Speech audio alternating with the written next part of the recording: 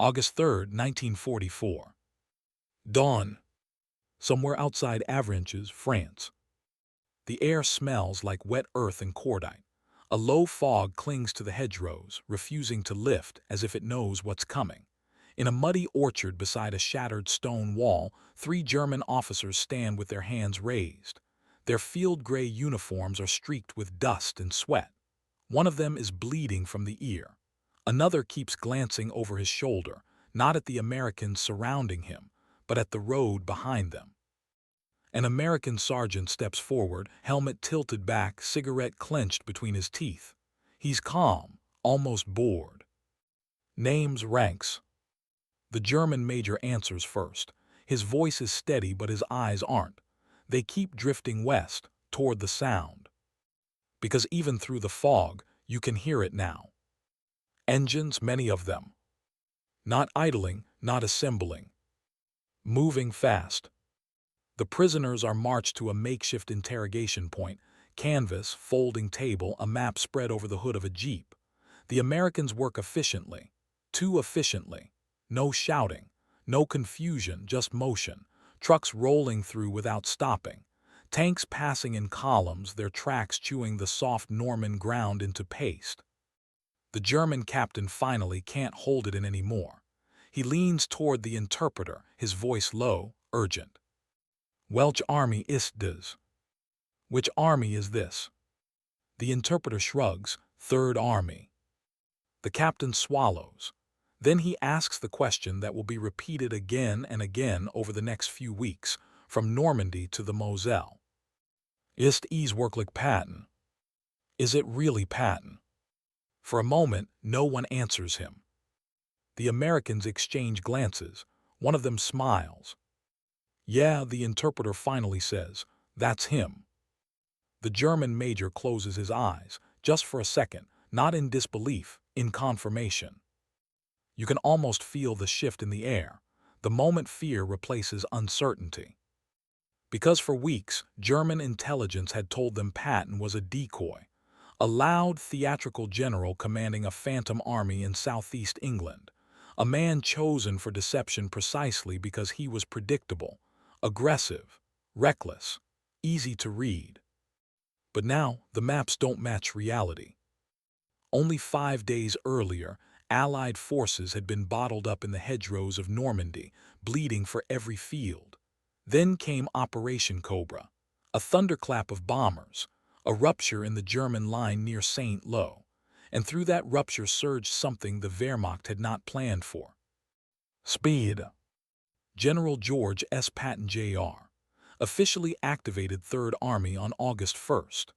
By August 3rd, his spearheads were already fanning out across Brittany, cutting roads, bypassing resistance, ignoring the neat, orderly arrows drawn by German staff officers on outdated maps.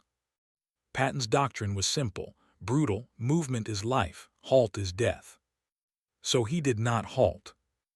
At German headquarters farther east, telephones rang unanswered. Couriers arrived breathless, carrying reports that contradicted one another. One unit claimed Americans were approaching from the north. Another swore they'd passed through hours ago, without stopping. "How can they be there already?" a staff officer demanded. "Because they never stopped moving." Back at the orchard, the prisoners are loaded onto a truck. As it pulls away, the German captain watches a column of Shermans roar past in the opposite direction, white stars streaked with mud. On one turret, someone has chalked a single word. Hell on wheels. He recognizes it. The 2nd Armored Division, Patton's old command, veterans, fast, ruthless. The captain turns to the major. "They're not securing their flanks," he whispers. "They're not consolidating." The major doesn't respond. He's staring straight ahead. Because he understands what that means. Patton isn't fighting the German army in front of him. He's racing the German army behind him, before it can recover, before it can regroup, before it can even understand what's happening. That night, in another interrogation 10 miles away, a different German officer will ask the same question. Is Patton really here? And when he hears the answer, he will say something else, something quieter. Then we are already too late. Because by the time the Germans realized Patton was not a decoy, not a distraction, not a bluff, the war in France had already changed shape. And the man they had dismissed as reckless was now inside their decision loop, moving faster than fear, faster than orders, faster than their maps. And Patton was just getting started. The first thing German staff officers noticed wasn't panic. It was silence. Telephones rang longer than they should. Liaison officers failed to arrive on schedule. Reports came in late, or not at all. In the command post of LXXXIV Corps, south of Rennes, a young Hauptmann spread fresh situation maps across the table just after midnight on August 4, 1944. He frowned immediately. The American units marked in blue were wrong, not slightly wrong, entirely wrong. According to the map, U.S. armored elements should still be consolidating near Avranches. According to reality, American tanks had already crossed roads that weren't supposed to be threatened for another 48 hours. Supply depots thought to be safely behind the lines were suddenly receiving small arms fire. Field kitchens were being abandoned mid-meal. The Hauptmann traced a finger along a highway and shook his head. Das ist unmöglich. This is impossible. But outside, the impossible had an engine note, and it was getting closer. German doctrine prized order, lines, control. Even in retreat there was supposed to be structure, but Patton's Third Army didn't attack the way German training manuals described. It flowed, like liquid metal, bypassing strongpoints, leaving pockets of resistance isolated, confused, still waiting for an enemy that had already passed them by. An Oberst slammed his fist on the table. Where is the Schwerpunkt? Where is the main effort? No one answered. Because Patton didn't give them one. Instead, he gave them 20. At dawn, German reconnaissance units reported American columns appearing on roads they hadn't even marked as threatened. Motorcycle messengers arrived with contradictory sightings, tanks to the south, armor to the west, infantry riding trucks at full speed straight through villages that hadn't seen combat yet. And always the same detail. They weren't stopping. Captured German soldiers began to tell a similar story, not of overwhelming firepower, but of sudden presence. They were behind us before we heard the guns. They didn't deploy, they just came through. They waved us aside and kept driving. One Feldwebel, interrogated near Vitré, described watching American Shermans refuel for less than 10 minutes before roaring off again. No perimeter, no rest, just motion. When asked which American general commanded the units, he hesitated, then said the name carefully. Patton. The reaction from the interrogators was immediate, a pause, a glance exchanged. Because by then, the name had begun to carry weight, even among the Americans. Patton's headquarters moved constantly, sometimes twice a day. Trailers, jeeps, signal trucks leapfrogging forward. His staff struggled to keep up, maps being redrawn on the move, grease pencils scratching new arrows as fast as old ones became obsolete.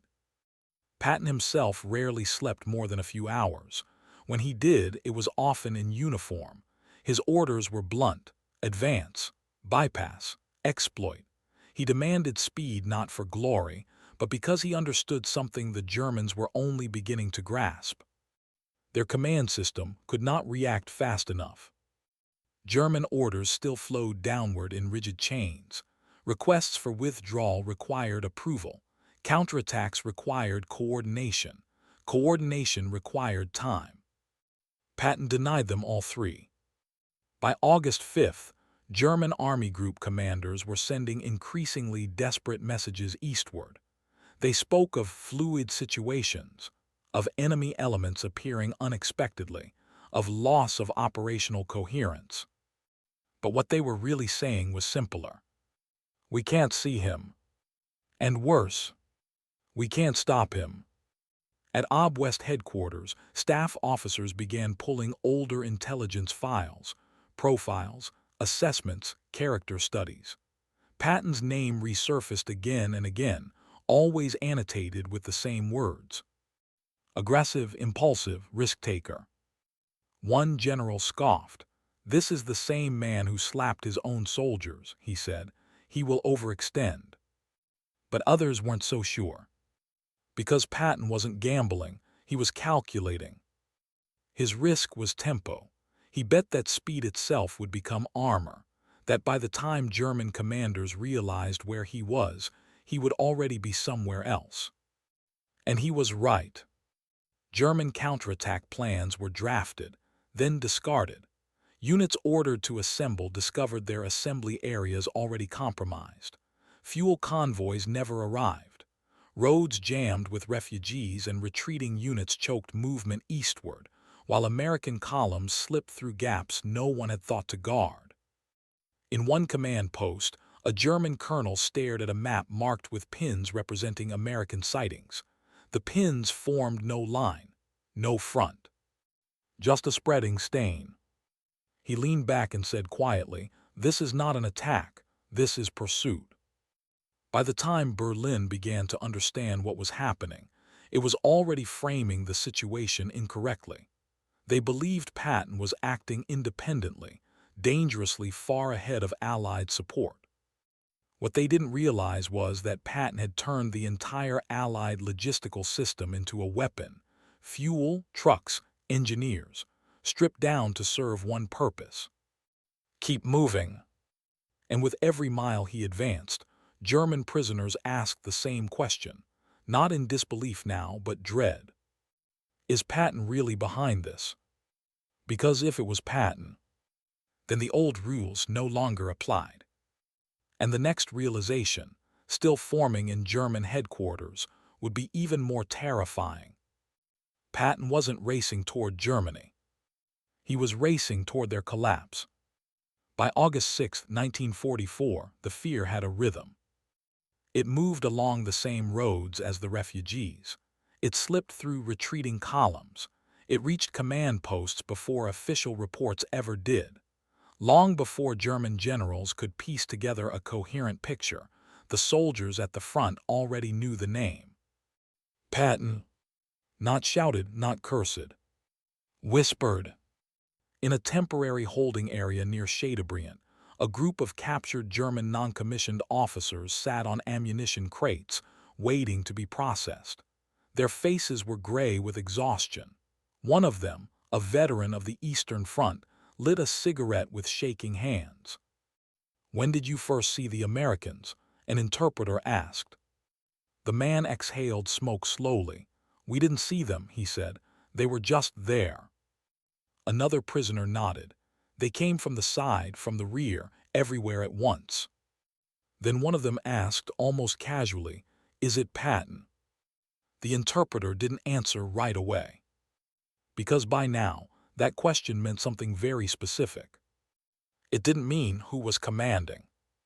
It meant what kind of war this was about to be. Patton's reputation had preceded him across Europe long before his tanks did. German intelligence had followed him since North Africa. They knew the stories, his rapid advances, his contempt for static warfare, his obsession with momentum. But those reports had been filed away as personality quirks, theater, American theatrics. Now, those same traits were being experienced at ground level. In village after village, German rear-area units reported the same phenomenon. American armored columns appeared without warning. No preliminary artillery barrage.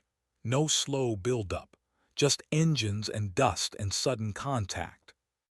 And then they were gone, leaving behind confusion, isolated defenders, and a spreading sense that the front no longer existed. In one German signals unit, a radio operator intercepted frantic transmissions from multiple regiments, all requesting clarification on their flanks. None received an answer. The operator wrote in his notebook later that night, "Everyone is afraid of being the last to know where the enemy is." That fear was Patton's true weapon. He understood something fundamental about command psychology. Armies don't collapse when they lose men. They collapse when they lose understanding. Patton didn't destroy German units head-on. He dissolved their certainty. German officers trained to think in terms of lines and sectors now faced an enemy who respected neither. Orders issued at dawn were obsolete by noon. Defensive positions prepared overnight were bypassed before first contact. A major from the 275th Infantry Division was captured, while still waiting for his anti-tank guns to arrive. "They told us the Americans would come tomorrow," he said bitterly. "They came yesterday." Even high-ranking prisoners showed signs of strain. One Oberst, captured with his staff intact, asked for confirmation during interrogation. "You are certain it is Patton's army?" When told yes, he nodded slowly. "Then our situation is worse than reported." Because Patton didn't just advance fast, he advanced unpredictably. Sometimes he drove straight through. Sometimes he turned sharply east or south with no apparent objective.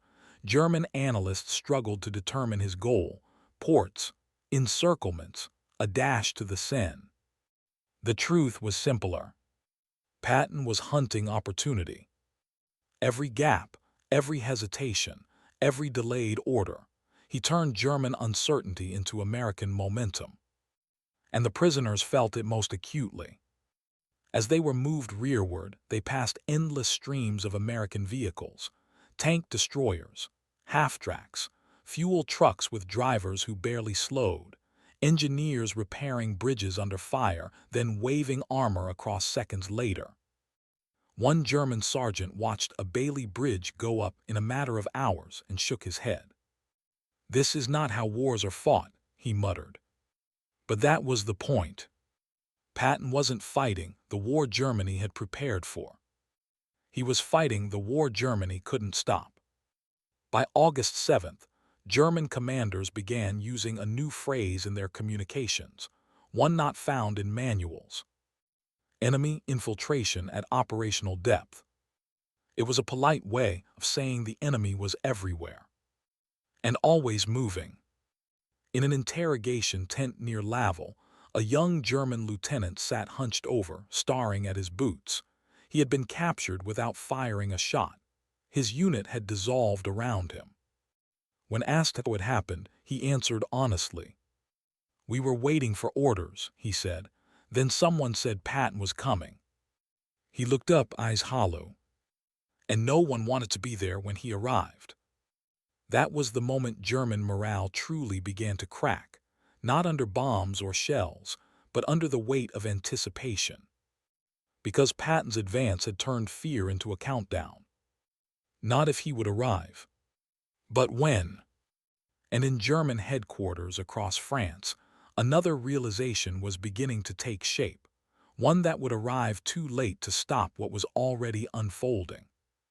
Patton wasn't just breaking through. He was breaking them apart. By the time German commanders admitted the front was no longer a front, it was already gone. August 8, 1944. At a cramped headquarters outside Le Mans, officers of the German 7th Army gathered around a map that no longer made sense. Pins had been moved so often their holes tore the paper. Grease-pencil arrows overlapped into chaos. Roads once marked safe were now circled in red. An operations officer spoke carefully. "We believe American armor is operating west of our last confirmed line." A general looked up sharply. "West?" "Yes, Herr General." Silence followed, the kind that isn't confusion but realization. Because west meant behind them. Patton's armored columns were no longer just exploiting gaps. They were dismantling the German rear. Supply depots burned without ever being defended. Staff cars were captured still carrying sealed orders.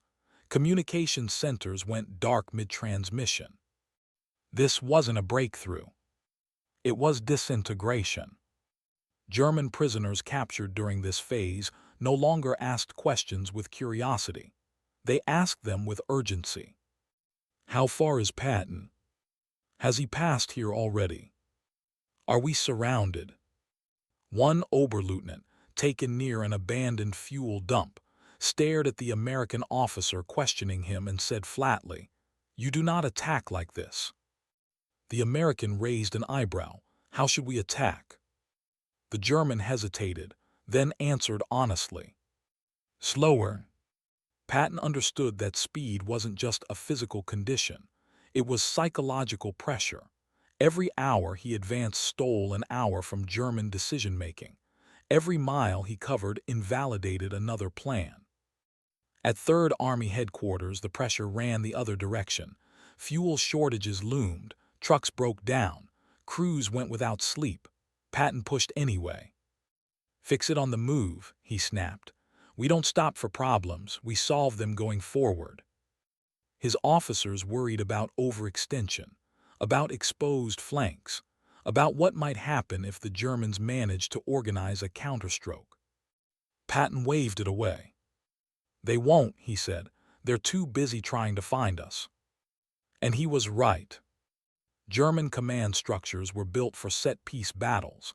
When that framework collapsed, initiative vanished with it.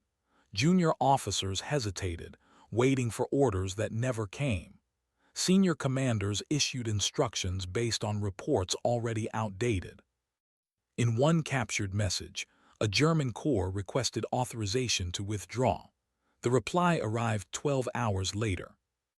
By then, American armor had already cut the road. Captured German officers began speaking with a new tone, not fear, but resignation. "We are not retreating," one colonel said during interrogation. "We are being overtaken." And then came the moment that confirmed it. Le Mans fell. Not after a prolonged siege, not after a grinding battle. It simply fell. Patton's forces surged into the city, capturing German headquarters elements almost intact. Staff officers were taken with their maps still laid out, radios still warm. For German prisoners, this was the breaking point. One staff officer, captured while trying to burn documents, laughed bitterly when asked about the speed of the advance. "Your general is insane," he said, "but it works." The fear had evolved now.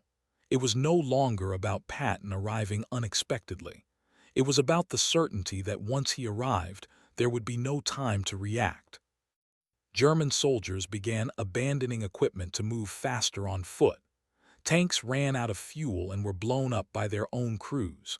Units fragmented into columns of survivors, each hopping to outrun the Americans behind them. But Patton wasn't chasing units. He was chasing collapse. Every prisoner taken carried the same message back through the ranks, not officially, not in reports. In tone, in posture, in the way they stopped asking if Patton was involved and started assuming he was. In one final interrogation before being sent to the rear, a German major was asked whether he believed his army could stabilize the line. He looked at the map, then at the American officer. "Against any other general," he said, "perhaps." Then he shook his head. "But not against Patton." Because now, German prisoners understood something their commanders still struggled to admit. This wasn't a battle anymore. It was a pursuit. And the hunter had no intention of slowing down. Ahead lay the Seine, beyond it the hope of escape. But Patton was already thinking further. And the Germans, captured, fleeing, or still fighting, could feel it. The chase was far from over. August 12, 1944. Night presses down on the roads east of Alençon. Headlights are hooded. Engines run low and steady. Columns of American armor slide forward like shadows, guided by road signs that still point to German-controlled territory. But control is an illusion now. In a roadside orchard, a group of German soldiers emerges from the dark with their hands already raised. No shots fired. No orders shouted. They look relieved, almost grateful. One of them speaks first. "Which general?" The American lieutenant pauses, then answers. Patton. The reaction is immediate. Shoulders sag. One man exhales as if he's been holding his breath for days. So, he says quietly, it has reached us too. By this point, Patton's name has become more than a commander's identity. It's a signal, a closing door, a warning that whatever plan existed no longer does. German prisoners now describe something new, not surprise, not panic, but inevitability. He comes before we are ready, one NCO explains. He comes where we are weakest, says another. He comes again before we can recover. In German headquarters, officers stop arguing about where Patton is going. They begin arguing about whether it's possible to escape him at all. The answer grows clearer by the hour. Patton's advance doesn't slow at the Seine. It bends, adjusts, finds another seam. His columns stretch, refuel, and surge again. Engineers throw bridges across rivers still littered with abandoned German equipment. Staff officers joke darkly that the map should just say where Patton went yesterday. German prisoners pass through American lines in a steady stream now. They no longer ask if Patton is real. They ask how far he is ahead. One colonel, captured near Argenton, stares at the American officers processing him and says, "We thought speed was recklessness." He shakes his head, "We were wrong." Because Patton's speed wasn't chaos. It was control, exercised faster than the enemy could comprehend. By the time German High Command accepts that Patton's Third Army is not overextended but unchained, the strategic situation in France is already irreversible. The Falaise pocket is closing. German formations are shattering into fragments. What escapes does so without cohesion, without heavy equipment, without confidence. And among those fragments, the same story spreads. Patton doesn't wait. Patton doesn't pause. Patton doesn't let you catch your breath. That is what the prisoners said, not in speeches, not in memoirs, but in the small moments that mattered most. In the way they asked questions, in the way they stopped resisting, in the way their fear changed shape from confusion to certainty. For them, learning Patton was the one chasing them wasn't a revelation. It was a verdict. And as summer faded and the war moved east, one truth followed the German army across France. You could fight Patton. You could flee from Patton. But once you knew he was behind you, the race was already lost. And